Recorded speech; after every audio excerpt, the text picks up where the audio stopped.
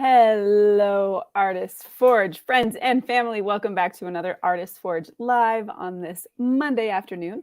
My name is Nicole York. I will be your host, and joining me today, the wonderful, the talented, the ever lovely Becca Bjorky and Matt Stagliano and Bassam Saba. Welcome, y'all. So glad to have you here. I'm going to open up our comment section. So, friends, if you are hanging out and watching today, say hi so that we know that you're here and we can say hi back. And let's just start with finding out how everyone is doing. So, let's just kind of go around the horn and start with Matt. How are you, man? Does that describe it? Everything's good. Everything's good. Wrapping up on a lot of the home renovation projects if you've been playing along at home. So we've got fully working kitchen. So now it's time to focus back on the business. And I'm doing all the things to try to get caught up after a year. So price lists and products and branding and email lists and social and all the things, right? It feels like I'm starting over again. But it's all good. That doesn't freak me out at all. Like I don't have any to-do lists or anything strewn about. No, not me.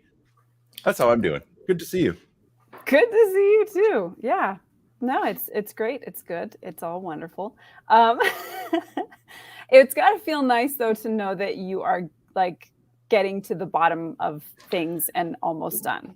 Yeah, I mean, for the most part, it's never going to be done, right? So I did a ton of work, but there's still some stuff that I'm going to put on hold until summer, spring and summer. Just got to focus on getting the business engine restarted. And yeah, it's taught me a lot of lessons in patience and what is important and what is not. And interestingly enough, it brought up a lot of issues about what other people's opinions are. That makes sense, right? From decorations or why am I doing it this way? Is it for me and my own function, or is it to impress other people? Like that sort of stuff, and it gets into your head a little bit. So happy to talk about it at length some other time. Maybe I'll do a virtual tour at some point. Ooh, that sounds fun. I like that idea. Bassam, how about you? How have you been? I've been very well. Can't really complain. Working hard. Actually, I had a busy end of year last year. I did a bunch of shoots and a bunch of things that I had to do, but there was a lot of leftover stuff that I never delivered or I knew I had to deliver and so on. So, I was sick for about 3 weeks. It took advantage of that to really clean up all the stuff that I had to do. And as of kind of last week, I'm pretty much caught up on everything that I owed to people or I had to kind of close or finish from a client perspective or couple of other things that have nothing to do with clients. And now it's a bit of what Matt said. I had made myself a plan for, I don't want to call it a plan. I made a list of things to do to get my business going again, to get it more to be a photography business and try to let go of all the other stuff that I do. So now it's a matter of getting back to that. I still have one little pain in the butt exercise I have to do that's going to cost me the 20 to 25 hours for my consulting business, for my coaching. Once that's out of the way, it's kind of going through that list and starting to work on each one of them. I've updated my pricing last week for 2023. I took just randomly. I was listening to Kat and Saray talking on their live, and I got a couple of hints, and it kind of solved the problem or an issue I had with my pricing that I couldn't get around. And finally, they kind of suggest something, and I did that, and that's it. Been caught up with my wife's father being old and ready to go into another home, and it's been a hectic 2-3 weeks of getting that organized. At least, so that's kind of taking a bit of time, and that's it. That's my life nowadays. But looking forward to the next few weeks of starting to get that, action plan in place. But don't ask me about it. I don't need accountability partners. Don't bug him about it, okay? Hey, y'all, who's that? Dustin. What up, Dustin? Hi, friend. Hi, friend. We are talking art philosophy today, and we will get into that in just a minute. But first, let's see how Becca is doing. How have you been? Good. I don't want to be melodramatic, but Adderall is life-changing. Oh my God. I'm like caught up. I'm on top of stuff. Like I'm not in a constant state of panic, which has been good because I've been super busy and I've actually been Maintaining pretty well. My product shop's been doing pretty awesome last couple months. I've been consistent with my commissions. I'm just like I'm cruising and it's good. So that's my update. Yeah, that makes me so happy. Welcome to the that club. is- Yeah. So I when hear you that say from so product, many people. When you say, did you say product, guys? You're talking about your Etsy shop, or? Mhm. Oh yeah, it's going well. It's going kick ass. That's Yeah. great. That's Like great to the hear. best impulsive decision I've made in Yeah. Wow. a long time. Sometimes I feel like your subconscious just knows, you know? You get those little flights of intuition. They're like, we should do this. And you're like, yeah, that is maybe one of the few kind of superpowers sometimes for folks who have neurospicy brains is we get those impulsive intuitions to just do a thing with no knowledge of what we're doing or expectation that it's even going to be successful. And all of a sudden it turns into the best thing that you could have done. Yep. So pretty crazy. I actually took a weekend off, like fully off, and we went down to Las Cruces and hiked around in the Oregon mountains, which was really, really cool. And then went to White Sands, and it was rad to walk out away from everybody and stand in the middle of like mounds of nothingness and hear nothing. Because there's no trees, there's no birds, there's no sounds of traffic, there's no voices, there's nothing. It does make your tinnitus go a little crazy. So my tinnitus was like it was a celebrating, like, yeah. But aside from that, it was kind of like an otherworldly experience of almost absolute peacefulness, and the sand feels really great. And like, so that was really cool to be able to do. But back excited for the live today. I know we're going to get into some really great artsy fartsy philosophy chat stuff. So I'm excited for that conversation. And want to first ask Becca. So Becca has been reading fun art books and getting into some questions on art philosophy and just really sharing those. And it's been making us all think a little bit about our own processes and how we actually contextualize everything that we relate to the art that we create. So Becca, first you want to let folks know what this book is that you're reading, and then let's chat a little bit about this kind of question that you've come across, and we'll see how that relates to us all individually, because I already even have some thoughts that I'm like excited to dive into. All right. Well, so I've been reading a book called The Art Spirit by Robert Henri or Henry. I don't know how French he is. Henri. Henri, yeah. So, but I mean, I think he's in America when he wrote the book. I don't know.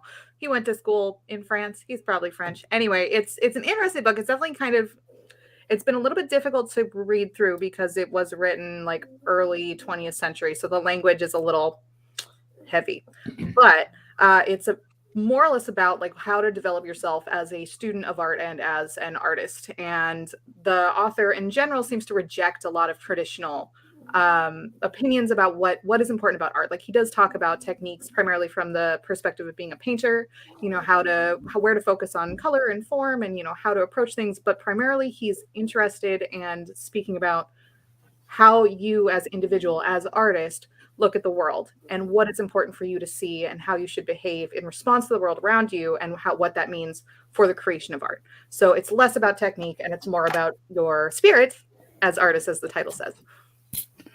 I love that.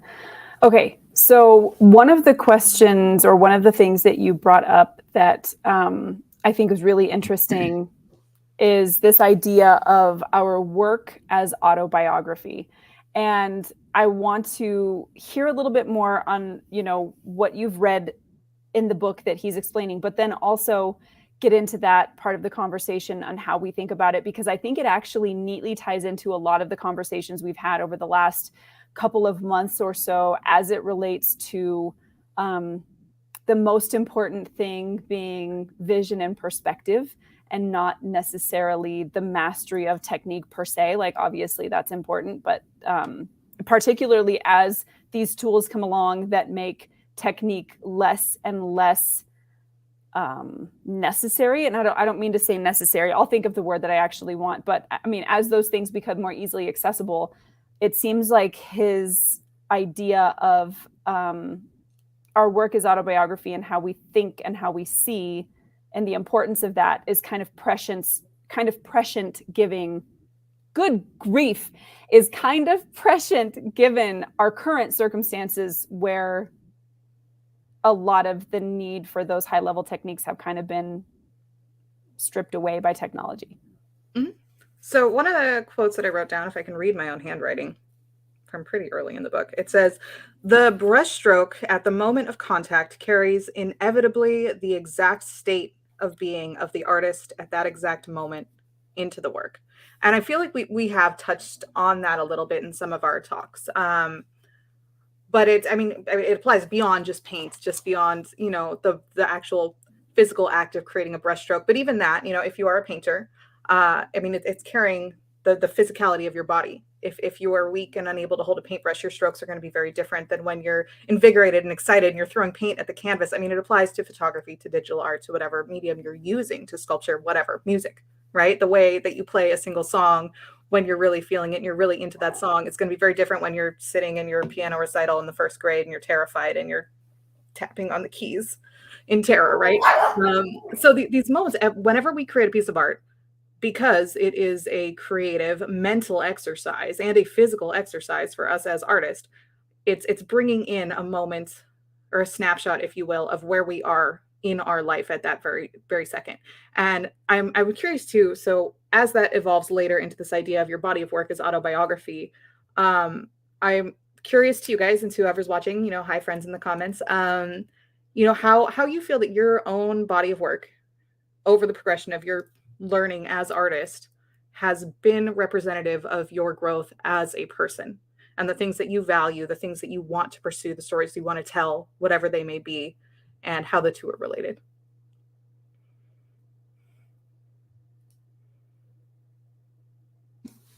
Nope. Terror. Terror on every take a number. I'm leaving that open because I want to hear what you guys think.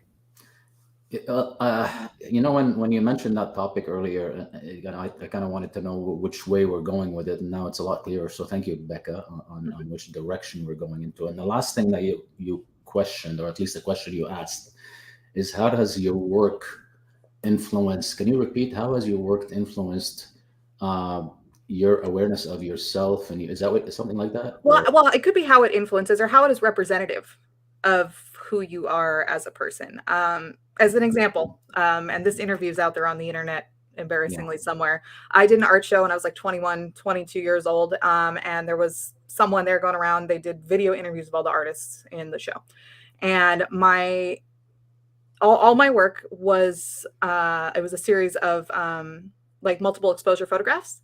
And at the time I was like really, really into that. So in this interview that I gave, and my philosophy then was very, very focused on the multitude of things that happening at any one moment in time.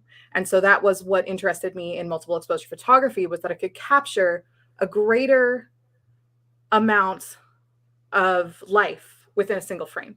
I could take a photograph of a person's face, but I could also then capture through the second exposure, maybe the environment or the light or something else to elevate that mood and get a more conceptually rounded idea of a moment. Which again, this is very philosophical, artsy, angsty, young artist mentality, but that was fascinating to me at that time. And so that part of my growth as artist and as photographer, that was very representative of the things that were interesting to me. I was interested in the world. I was interested in people. I was interested in the places around me, and it was represented through the work. And of course, now the work I do now, wildly different interests, wildly different ideas of beauty. But at that point, it was representative of me. So however you define your art and your journey. Yeah. So when you ask that question, the first thing that came to mind is how the type of photography I do and the way I go about it and how I interact with my clients and the experience I create for them is a reflection, or at least has permitted for me to get more granular about how I value other people, how I see other people, how I'm much more, I would say, sophisticated in how I look at people and can find multiple facets of a person that I was probably unaware of before. At least I didn't have access to them. But through working my photography, through working with clients, I find I am much more at ease being fascinated with people, if you know what I mean. I can look for, I don't want to say the good, the bad, and the ugly, but I could look for aspects of that individual much more easily and access them and appreciate them.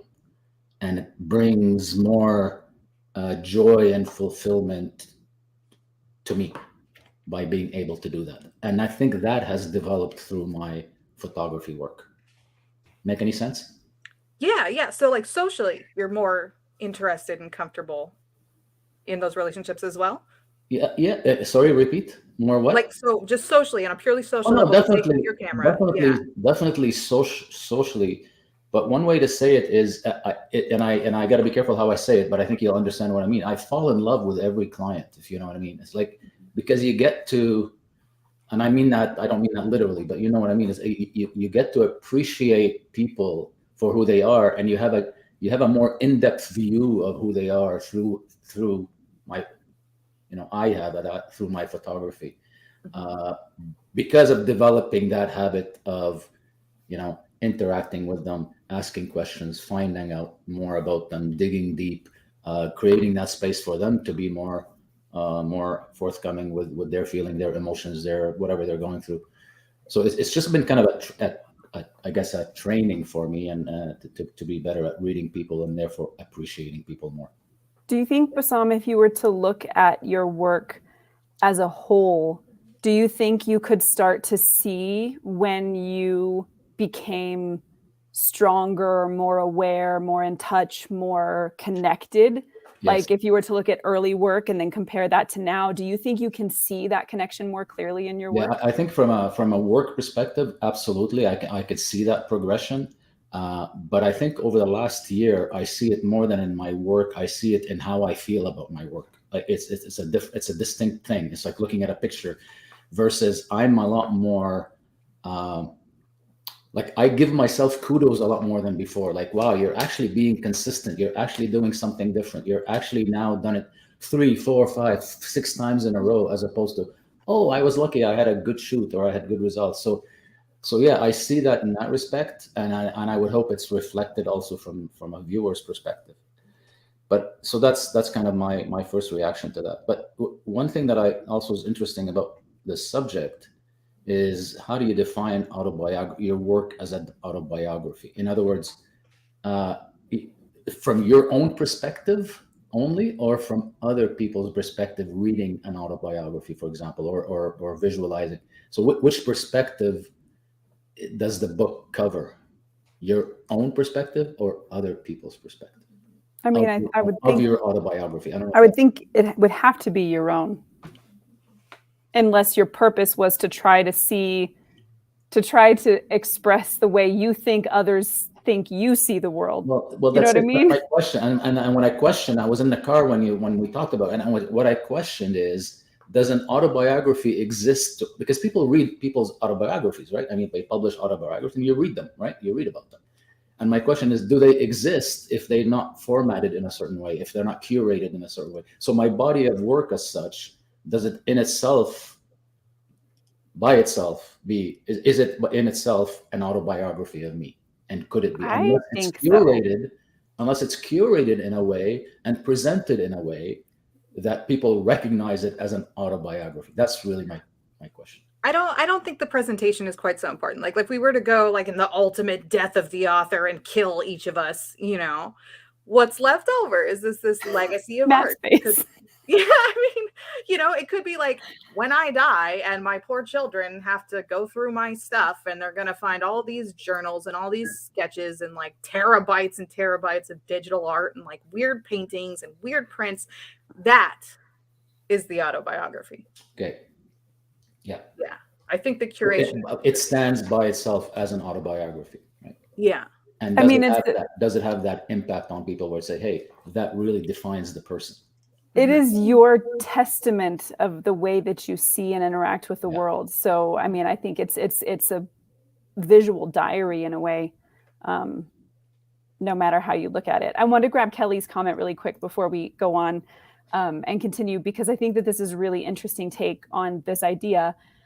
Is she mentioned often feeling that the digital art isn't as deeply personal as the art that she's created physically, because her physical energy is going into that art, and then the digital art may be more meditative, and all of it represents her. But that maybe deep emotional connection to the art that you're physically creating has a different resonance. And I definitely can understand that. And I wonder, I do wonder sometimes how, because if you look at some of the artists, some of the famous works throughout the ages, you can absolutely see the frenetic energy in Van Gogh's work, right? Like this almost ecstatic energy in the quality of his brushstrokes and the use of paint, of color and everything like that. And then other work, if you were to compare that to Da Vinci, that is much more meditative and much more purposeful and much more long-term focused chasing of an idea, rather than the kind of almost like vomiting of feeling and emotion onto the canvas. And those approaches say, I think, so much about those different artists. And I think that's an interesting point that Kelly has there, just the physicality of the approach and what that says about how you put those ideas together. Ooh. But is that in itself, I mean, representative of what is fascinating to the artist? So like in Kelly's example, are there situations, Kelly, if you care to answer, where you would pursue that more handmade art because it is emotionally affecting you in some way? Yeah, I mean, you could try. There's a brush for that. I mean, would there be emotionally a point where you feel the need to go and create something to angrily paint on an actual canvas, or angrily smash some clay, or, you know, whatever it is, and that is more representative of you at that moment than painting on your tablet in Photoshop? It's a good question. And we'll wait and see if she answers. But in the meantime, Matt, what are your thoughts on this idea of your body of work as a kind of, I do it all the time. I just don't share it because it sucks.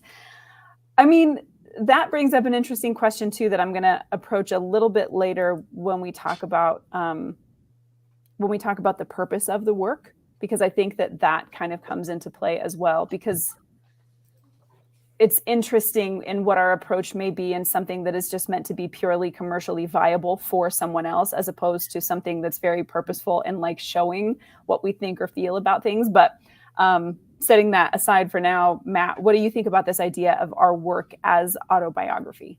Yeah, so speaking of work that sucks, right? Segue to Matt. Thanks. I appreciate that, Nicole. So, kidding. I think the work that I've done, if you know me, and this is kind of getting to what Becca was saying, but if you know me, if you have any insight to me as a personality whatsoever, you can absolutely see the parallel and growth of me as a human reflected in my art. Absolutely, 100%. Is it a one-for-one, comparison? Every client, there's something to read? No, but you can see over a period of time, right? When I started, I was a little bit confused about the next phase of my life. I was coming out of corporate, right? I was on the gun range a lot, and it represents a lot of what I was going through in terms of the types of activities that I was in and the people that I surrounded myself with and the philosophies that I had and so on and so forth. A lot of that's captured. You'll see the progression from just kind of getting clean shots to, oh, now I understand what white balance is. I'm paying more attention to my craft. I'm feeling better about myself. I'm more focused on story. That starts to emerge in writing and working and doing commercial work, right? And wanting to become a better storyteller. And then realizing that connection to humans was more, where I was in my life. I wanted those types of stories. And that coincided with a lot of therapy and working through trauma and doing, the inner work. So I think the progression to where I get now, even in portraiture, went from let's start a business. That business is going to be glamour and women. And I've really veered off of that as I've put my own spin and style on the type of photography that I try to do, which is more natural emotion, more raw, a little bit darker. And that generally is where I'm nice and comfy, right? I wear that kind of like a nice blanket now of being self-aware, being able to connect with people pretty easily, not being afraid of the darker sides of things, also seeing the beauty in melancholy and in sadness, right? And so being able to look at all of those facets, if you went from, hey, this is Matt of 10 years ago to Matt now, and you compared some of the images from then to now, you'd absolutely see the progression. Part of that, though, goes hand in hand with knowing who I am. If you're just meeting me now and have no backstory, none of that would probably make sense. It might be good pictures. Some sucked, some weren't.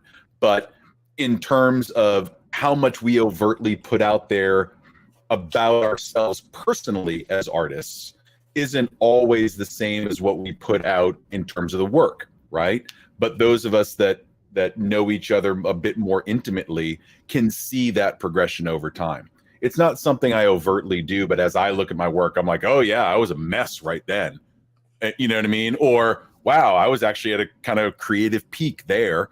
And you can see the work, the amount of work, the quality of work has dropped off, going through a tough time there, right? So if you look at the body of work over decades, you can see some of those things emerge, but I don't try to do it overtly. I just think it comes as part of that artistic growth.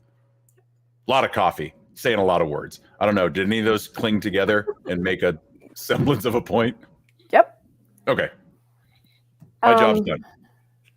It's interesting listening to you guys because I have kind of two things I want to cover here. One, I have a friend who does this very purposefully with his oil paintings, and I'm actually share his work in a minute so you guys can see what it looks like from his perspective to do exactly this really, really purposefully. And I think most of us as artists do this without realizing that that's what we're leaving behind. Like this legacy, this autobiography, something that we're writing with light, that we are leaving that behind with every photo that we take. And I think about this in a couple of different ways. First, because I've been keeping a journal since I was 13. So someday my children will have all of my wild and crazy thoughts from the time I was a teenager all the way through, my entire life. I've been recording my thoughts and my observations and my struggles and everything else. And even though I don't write it for the purpose of giving it to them, it is everything it's everything in there. I recognize that that's the potential of what it will be. When it comes to the visual stuff, I don't think we can help it. I don't think, no matter what you do, unless you're very purposefully copying someone else's style, and even then, I think you're kind of bound to do it. You're smuggling yourself into everything that you do. In fact, even the choice to copy someone else's style or to mimic their subject matter or whatever, even that is a choice that reveals something about who we are. The subject matter that we choose, the type of light we choose, the brush strokes that we use, the color, everything is reflective of some aspect of our personality. And I don't think that there's a way to get away from that. I think sometimes we do that more or less. So as I mentioned in the beginning, according to purpose, right? So let's say, like you said, Matt, in the beginning of your business, it was about a business. It was about, like, this is a great market. These people buy, like, and there's a, almost a conveyor belt, right? Like, I know all of the steps to do to make this thing successful. And if the purpose is purely to run things out that way, and saying that, there is nothing wrong with that, y'all. Like, if your idea is just, if you're making art because you want to have a business and you're pumping stuff out and it's selling, that is cool. That's a great thing to do. And so in those cases, I think there may be less overt artist present in the work, even though it's still there. But I don't think we can get away from making the work autobiographically, because it's just in the nature of filtering visuals, thoughts, and ideas through ourselves before they come out through our fingertips. Like they're going to pick you up on the way through. Those ideas are going to get molded and shaped and colored and flavored and everything by who you are and what you think and what you believe and what you love and what you hate and your tastes and all of that. And kind of bringing that into focus, I want to share the work of a friend of mine. His name is Ray Bonilla. He is a fine art painter, oil painter, and I'm gonna, let me see. I'm going to share the window here, the Chrome tab. Here we go. Okay, let's see. Is that showing? Yep. Okay, so this is the work from 2019 to 2020, I believe, of my friend Ray. And I've interviewed him before, so if anybody would like to see that interview, you can go and watch on my YouTube channel, and Nicole Creates the YouTube channel. The interview with him is here. But if I just go through these, what you will see in these paintings is literally snapshots of the things he sees and the places he goes on the daily in his life. So this one, let's see. There's one particular in here that I know that I can talk about because he described it to me. But you might not look at these buildings or these small snapshots and immediately think of these as I think it's this one, autobiographical. But these are places that he studies because they come into contact with his daily life. Sometimes street corners or buildings he sees. Sometimes it's the view out his back door. And this one, okay, so this is called First Sign, because in the springtime when things start to get warm, this is the way the light hits these buildings at the first sign of spring. This is out of his front door, right? So this is a daily part of his life. And when you look at it, it's obviously still beautiful. The use of light is beautiful. The technique that goes into creating something like this, the realism that's there, all of that kind of stuff, you could obviously break down in terms of technique. But when you look at all of these pieces as a body of work, what you have are these environmental snapshots of Ray's life. And the things he feels are worth looking at. And the type of light he feels like helps tell the story of the things that he sees. And so these are all very purposefully autobiographical. That is like a huge part of his work, of his process, of his purpose. So kind of showing that and understanding maybe that is something that like an example of somebody who does this incredibly purposefully, and be able to contrast that with those of us who don't necessarily do this on purpose, but we're kind of doing it anyway without realizing it. And then be able to look at our own work through that lens. I think it's really interesting to see those two comparisons, the purposeful autobiography there, and then the kind of haphazard autobiography that most of us are creating through our art. But I just wanted to share that because I feel like it's kind of apropos. That's like, I feel like this is a really great example of this idea of like fascination. And I know Matt mentioned like being fascinated in the darkness and the authenticity. And like in my own example that I gave, you know, like I was interested in this like duplicity of a moment, right? And I guess another question to bring to you guys is, and that relates to the idea of autobiography, is that we are going to be fascinated by different things throughout the course of our life, artist or not, right? We may be fascinated in eyes, we may be fascinated in texture, we may be fascinated in morning light in the winter, you know, whatever it is, these things that speak to us singularly within a single moment, right? So I know like when I'm on set, like say I have a photo shoot and I meet the model for the first time, I definitely have this experience when I look at someone in person, very differently than like looking at someone's Polaroids or their portfolio or whatever, where something about them is really going to speak to me. And I know that throughout the course of a photo shoot, I'm going to pursue that own individual fascination in what I find beautiful in this model and how that fits into whatever our concept or need is throughout the photo shoot. And so I'm wondering for you guys, you know, I mean, now, even just because you know yourself now at this moment, you know, is there something specific that you find fascinates you and shows itself regularly through the work that you create recently? I am definitely realizing so as I'm working on this book, in total is book 7 and some quarters or something like that, you know, because I'm working on several things at a time, but the main book I'm working on is like book 7 in total. And I have noticed over the process of writing these books, particularly doing them really quickly, that my deepest fascination lies in the psychology of being human and our relationships with one another. And like the way that our relationships build who we are, break us down or build us up, save us.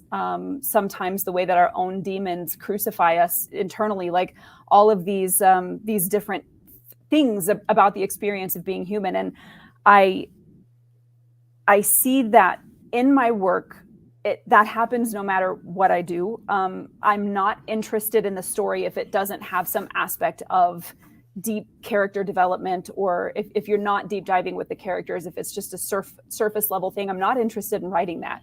And I notice those scenes, when I have to write those scenes, I struggle with those the most.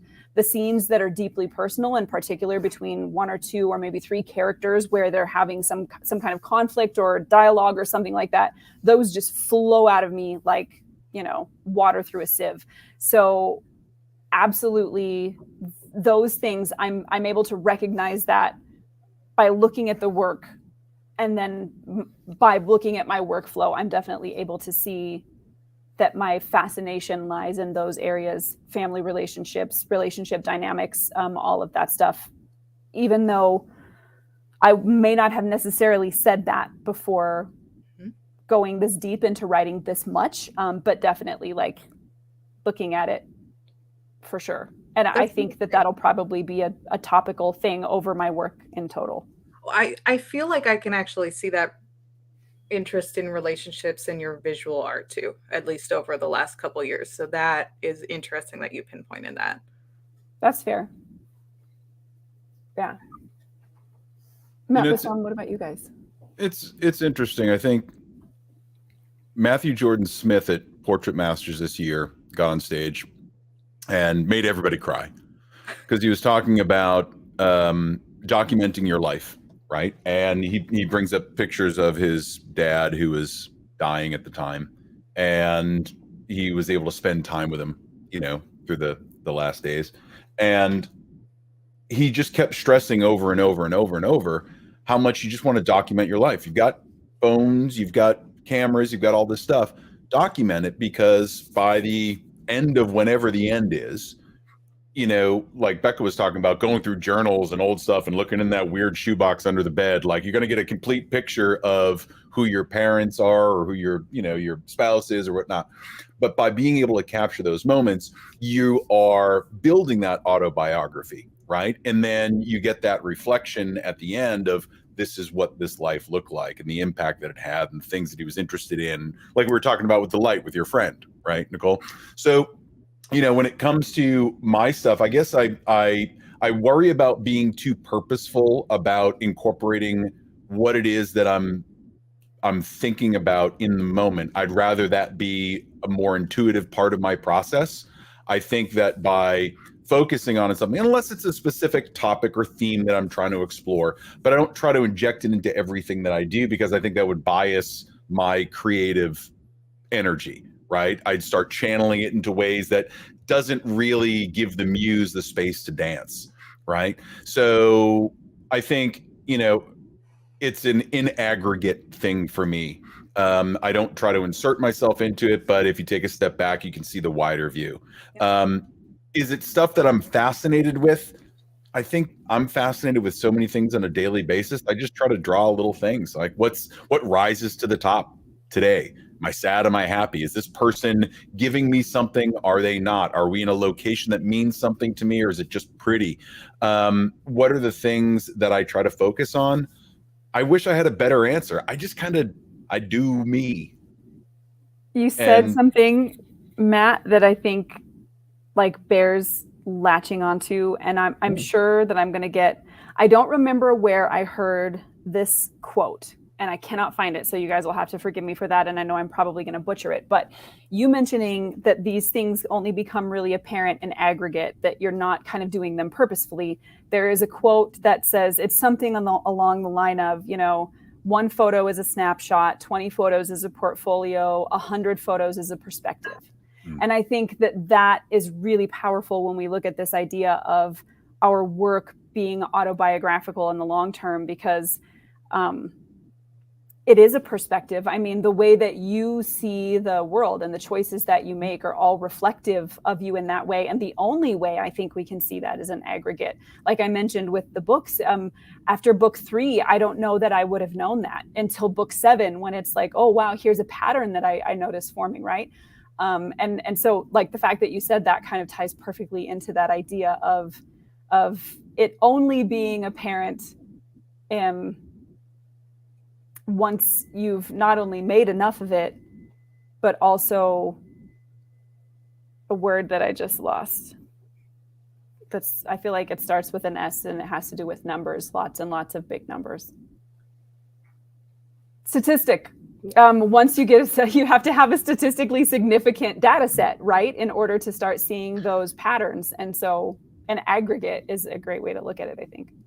Yeah, and I think that makes a lot of sense, right? I just, as much as I tend to think wide and broad, I try to have a big view of everything. I still scroll through my Instagram feed. I'm like, does this all fucking look the same? Like, is there anything here worth looking at? Is there a lot here that doesn't represent, right? So if I look at the first 2 rows, sure, it's kind of cohesive. If I look at the whole thing, but you can see that I'm into a lot of different things. And is that a good, bad thing, right? So I guess there's no right or wrong here. There's no good or bad, but it's like, where is it that you're trying to represent yourself? Do you want people to read you a certain way, or do you want them to just read what you put out there, right? It's all perspective. And for me, I just want people to get a feel for who I am. I don't want to bash them over the head with who I am, right? Yeah, That's a whole different kink. That purpose is almost antithesis to the idea of it being autobiographical, right? Where when we are purposely trying to communicate something very specific, it ceases to be the authentic feeling that we have in that moment, like you're talking about. So like in Nicole's example, right? She has this fascination that she didn't pick up on till later. And I think that's what I'm curious about. So if you were to look at your work in hindsight, in aggregate, what do you see? I hope I see growth, right? No, I'm being completely serious. Like, I hope my shit gets better over time. I hope that shows growth as a photographer. I hope it shows interest in different areas, right? As a photographer, right? What are we dealing with? Light and people, right? Portrait photography. So is my lighting getting better? Is my posing getting better? Is, my connection, is the story, is the composition, all those things. Does that get better over time? Is that visible in the work? That for me is important to me. The stories that I tell and the way people interpret them, that's up to them. I'm just trying to put my stuff out there and show my own growth over time. Hopefully I get better. But that's about where I stop in terms of autobiographical, unless I'm doing self-portraits, and then that's a whole different ballgame. Mute. Bassam, do you have any thoughts there, or are you just kind of processing? It's a little like Matt. I don't really have an obvious answer to your question about what fascinates you, and then the only thing that jumps out when I think about it goes back to what I was talking about earlier. One of the things that fascinates me, if I look at what is common in terms of what kind of discussions, how do I approach the interaction with clients, the thing that seems to fascinate me most is kind of where people fall on that scale of self-confidence. Right. I'm always curious about, self-awareness, self-appreciation, self-worth. And I tend to kind of have fun trying to evaluate where they are and have a conversation about it without being obviously, trying to kind of act like a psychologist. That whole subject fascinates me. And to see that develop through the journey they go with me is the part that I appreciate most. And whether you're on one end of the scale or the other really doesn't make a difference. It's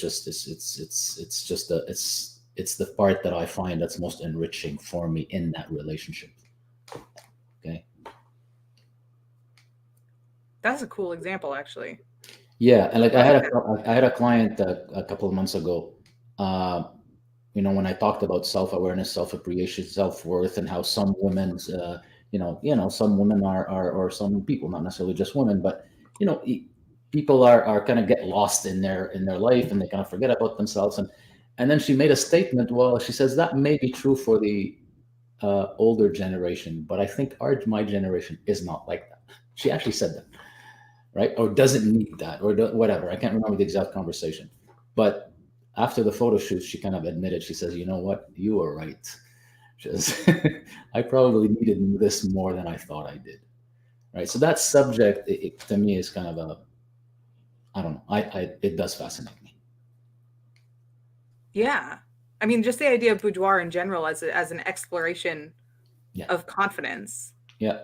And I mean, that's kind of worded into how you see a lot of boudoir marketing, but I feel like that the idea of it as exploration, and we talked about, I think, your use of the word journey like a week or two ago when we talked about metaphor. Right. Yeah.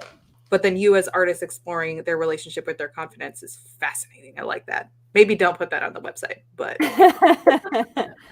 no, it is. It's very cool, and it's also really cool to look to be able to look back, even just to give ourselves the opportunity to go and look back through our work and ask ourselves if we start to see any trends or anything develop. And as you were talking, I grabbed this. There's an old portfolio. I don't know if you guys have ever heard of photo.net, but it was a web, like a photo sharing site from a long time ago.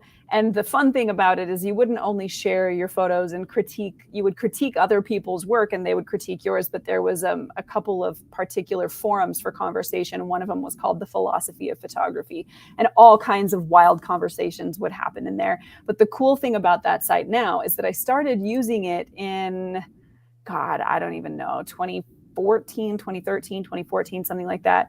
And so there's about 4 pages of my very old work on there.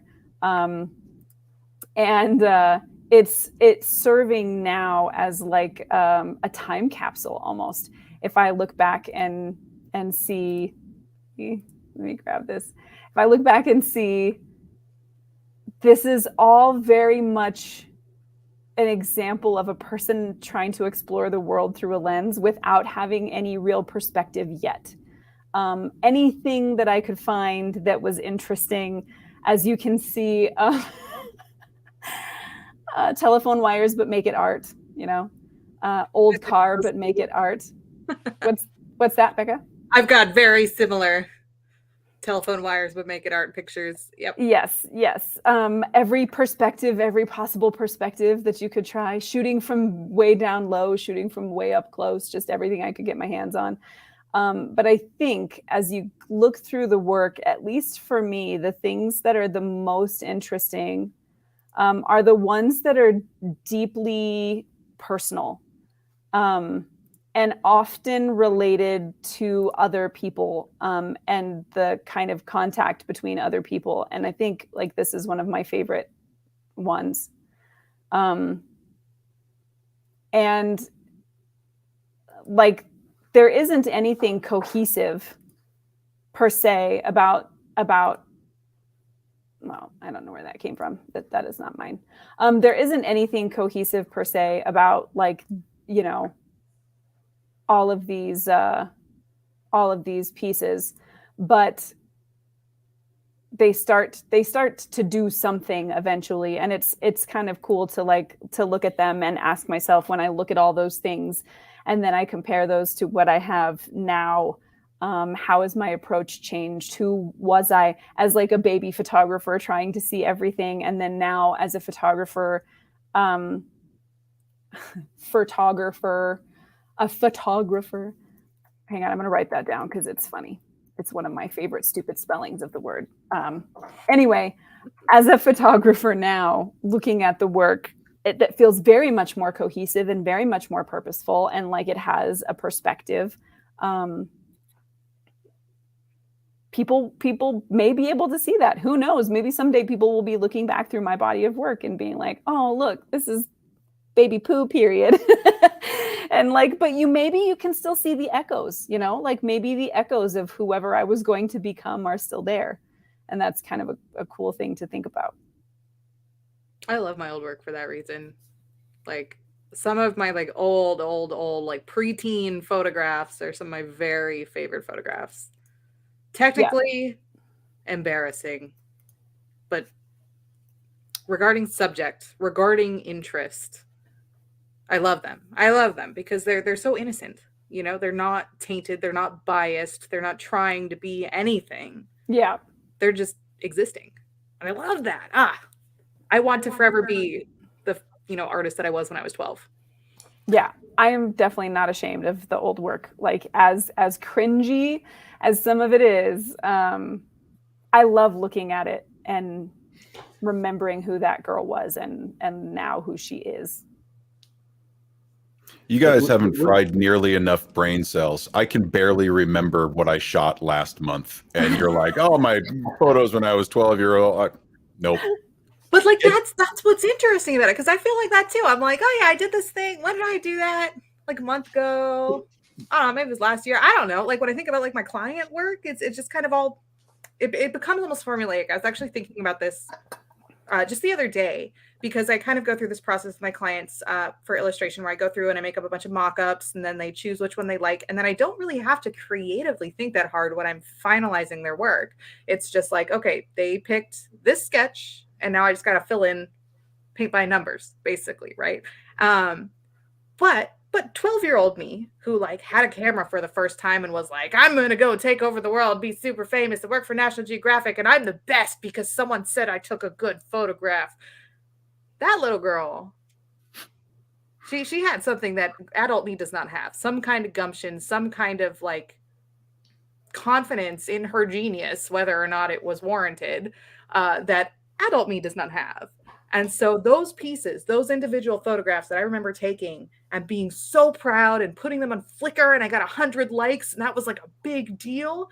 I remember that feeling a lot more than I remember, okay, yeah, I sent this out to a client in my email last month and whatever.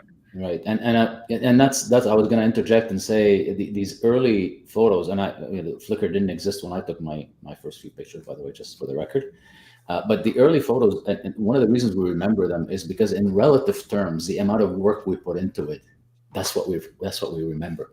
I remember my first pictures that I ever took at the age of 18 or 19, and I borrowed darkroom equipment from a friend, and I set it up in my small one bedroom apartment. In the bathroom with and the pictures I took were absolutely horrible, but they're in my memory because all the work that went into them, right?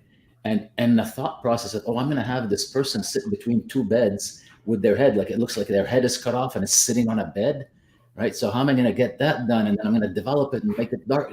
Like that whole exercise is so clear in my mind. I'd love to go back and look at those pictures, but I know they'd be horrible and they'd be totally disgusting, ridiculous.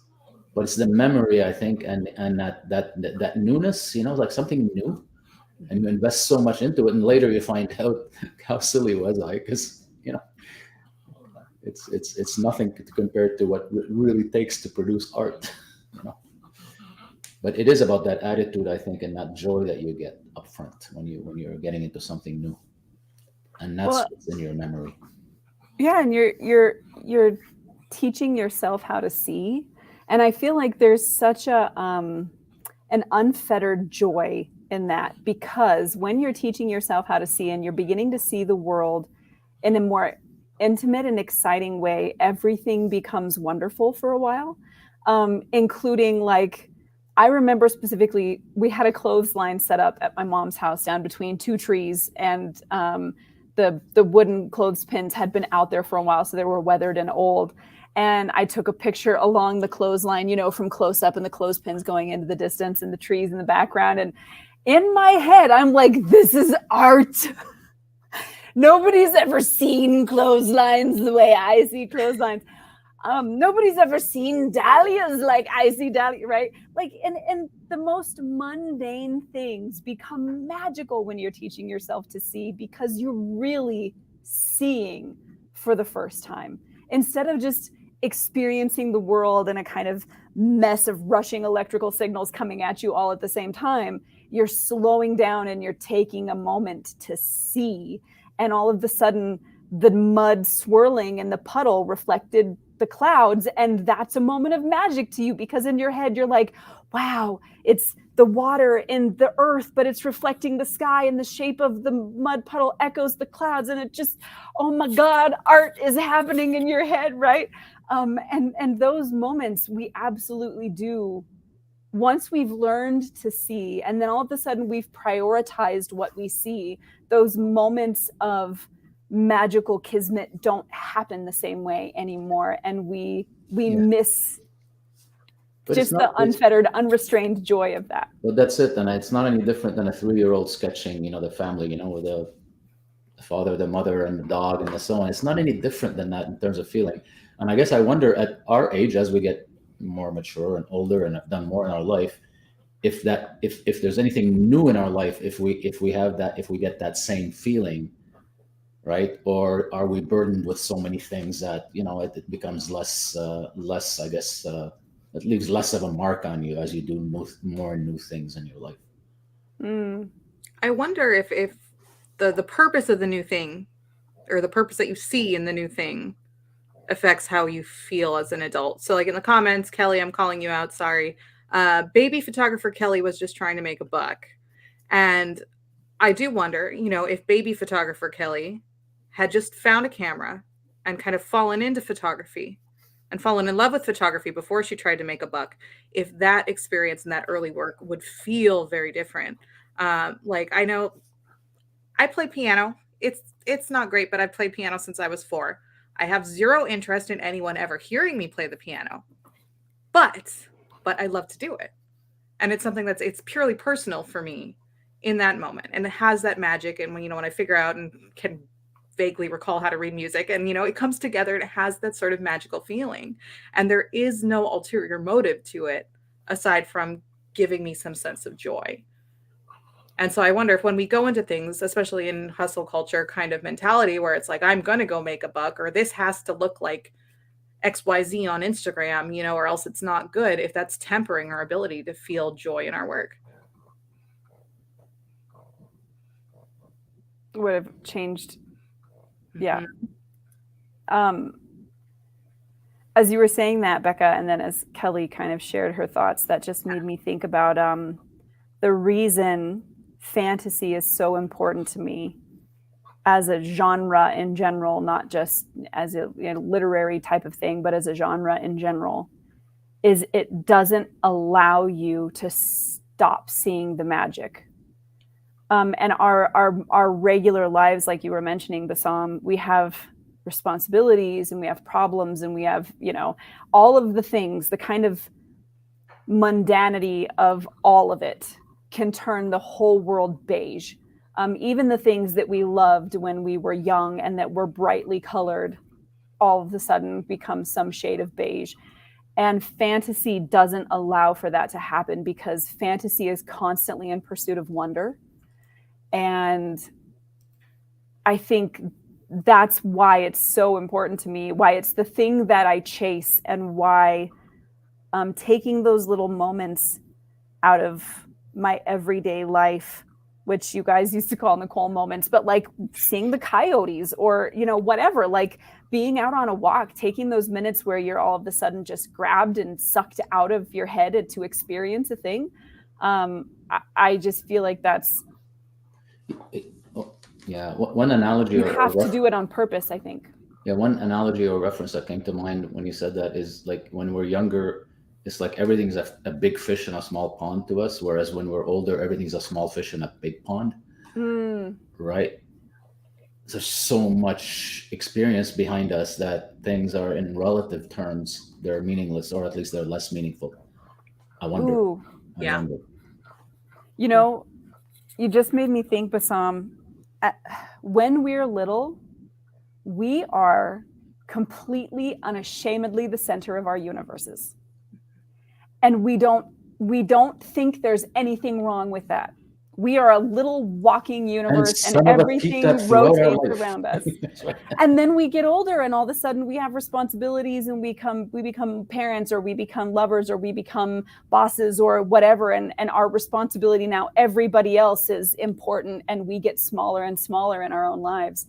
And maybe there is something really important there about unashamedly being the center of your own joy. Maybe there's something important to harken back to in that. That doesn't make you selfish, right? But it means you're the only one who gets to live your life, so you might as well be the center of your own universe. It's funny you say that. I was watching that series on Netflix about tennis players. I don't know if anybody's seen it or heard about it. It's called Breakpoint, and it just highlights the careers of some of the young upcoming tennis players. And they talk about how tennis players have to be selfish. The world has to rotate about them just because of the nature of the sport they're in, and the fact that they're competing against themselves. They're competing really against others, but it's an individual sport. And they talk exactly about that, how it's okay to be self-centered to a point, because if you're not self-centered, and if you're not, looking out for number one, you just won't make it in that specific sport. I mean, there's a kind of inherent arrogance of the artist to believe that our perspective is important enough for other people to see. Like, we kind of believe that if I, make something from my perspective, you should see it. Yeah, like you said, I don't think that that's necessarily a bad thing. I mean, we don't want to carry that into every area of our life as if, right? Like, as if showing up for other people is not important, or sacrificing our own time is not important, or being selfless is not important. Of course, all those things are important. But we often, like you said, with a lot of the women that you photographed, Bassam, this idea of laying yourself aside all the time until you stop being important in your own life.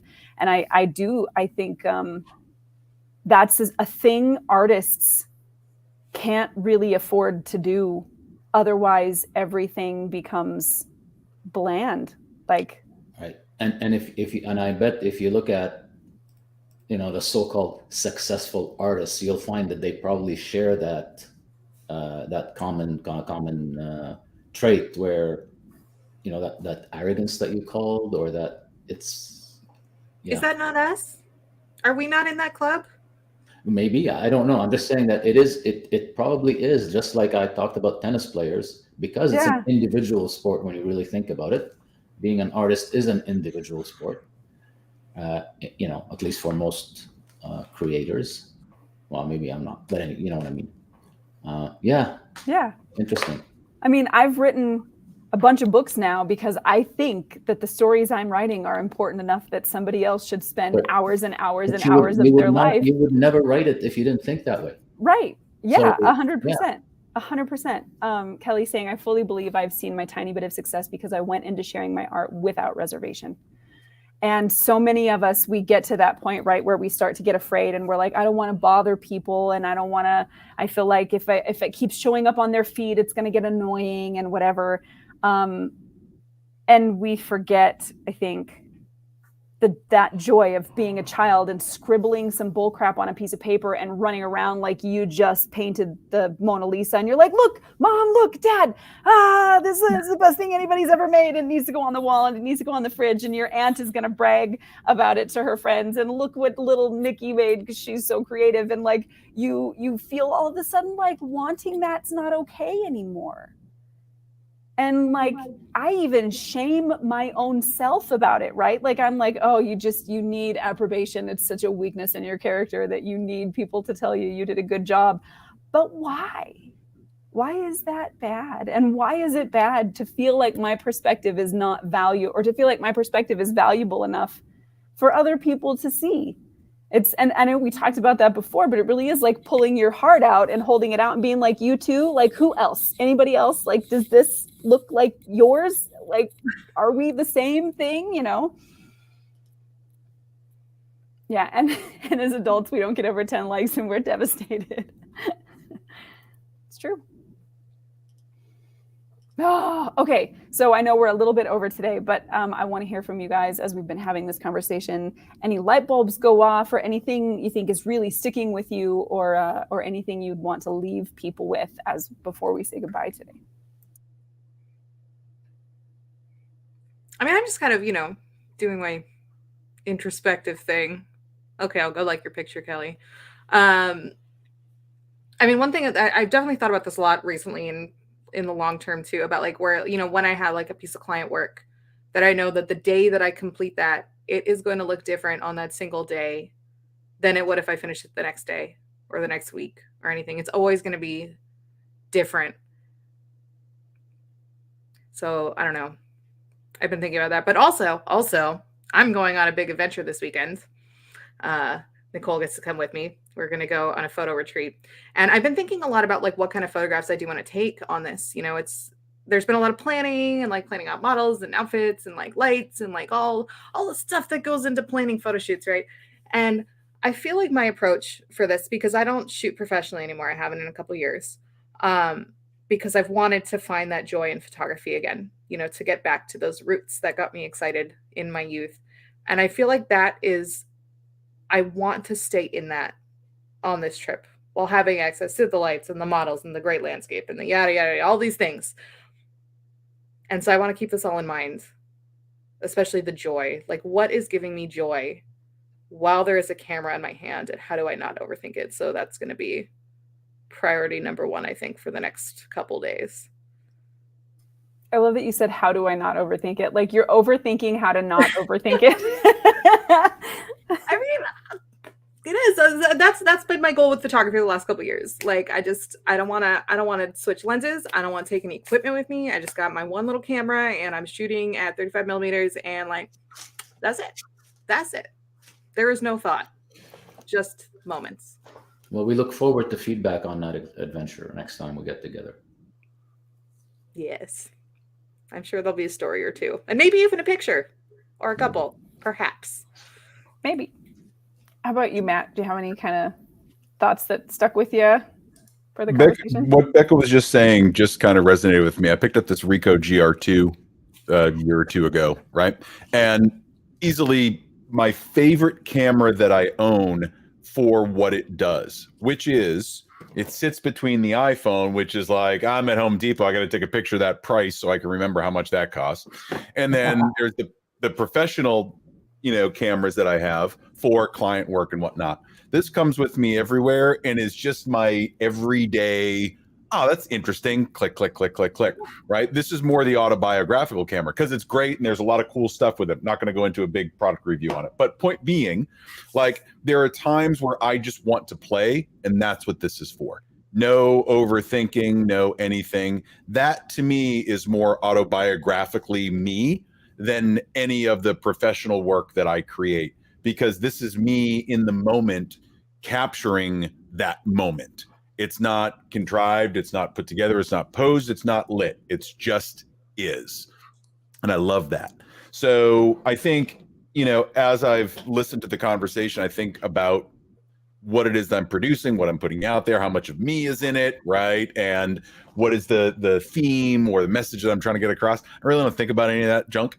I just try to do. But I'm realizing now that I bucket it out between the daily pencil to-do list, I want to be a little bit artsy, and then the cameras that I use otherwise that are for work. I don't look at them the same way. So it'll be interesting to see as I go back and look at all the pictures that I've taken from this, what story actually evolves from it. So I just kind of take it until the card is full, and I'll look through them later. That's the way I look at it. So anyway, good luck on the photo adventure, guys. That'll be amazing. I'm going to be just like you. I think I really am just going to bring my little like Fuji X series, which is about like that size, and like, that's it. Go for it. That's it. How about you, Bassam? Any light bulbs or anything really? The only light bulb is, here we go. I'm going to have to spend money on another camera because Matt suggested. That's the only thing I can think about. It sounds exciting. And it's funny that today I took 2 pictures at Costco of prices, so I don't forget. Yep. Sounds familiar. Forget everything. Take a picture of it. Yep. Yeah. Yeah, But- I have a tiny little Sony, it's like a Sony something. Anyway, it's over there. But that's all I'm bringing with me as well. I don't have any interest in, as I mentioned before, like my interest or my purpose in photography changed a lot from capturing my daily life, which I do on my phone, to when I pick up the work camera, right?